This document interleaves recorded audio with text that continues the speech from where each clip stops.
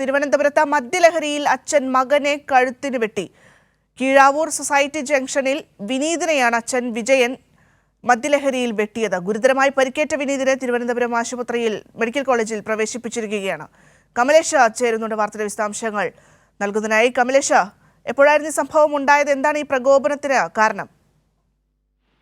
ഭദ്ര, ഇന്ന് രാത്രി 7 മണിയോടെയാണ് ഈ സംഭവം ഉണ്ടായിട്ടുള്ളത്. ഈ മംഗലപുരം പോലീസ് സ്റ്റേഷൻ പരിധിയിലെ കീഴാവൂർ സൊസൈറ്റി ജംഗ്ഷനിലാണ് അച്ഛൻ മദ്യലഹരിയിൽ മകനെ കഴുത്തിന് വെട്ടി പരിക്കേൽപ്പിച്ചത്.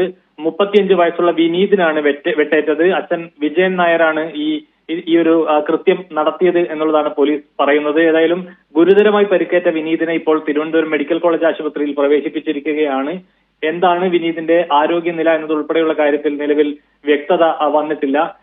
ഇവിടെയുള്ള ആളുകൾ, അതായത് നാട്ടുകാരൊക്കെ പറയുന്നത് ഇരുവരും മദ്യപിച്ച് സ്ഥിരമായി വഴക്ക് കൂടാറുണ്ട് എന്നുള്ളതാണ്. ഇന്ന് ഇത്തരത്തിലൊരു വഴക്ക് ഉണ്ടാകുന്നതിനിടെയാണ് ഈ വിജയൻ നായർ വെട്ടുകത്തിയെടുത്ത് മകൻ വിനീതിനെ കഴുത്തിന് വെട്ടി പരിക്കേൽപ്പിച്ചത്. പിന്നീട് നാട്ടുകാർ ഉൾപ്പെടെ ചേർന്നാണ് ഈ പരിക്കേറ്റ വിനീതിനെ മെഡിക്കൽ കോളേജ് ആശുപത്രിയിൽ എത്തിച്ചിട്ടുള്ളത്.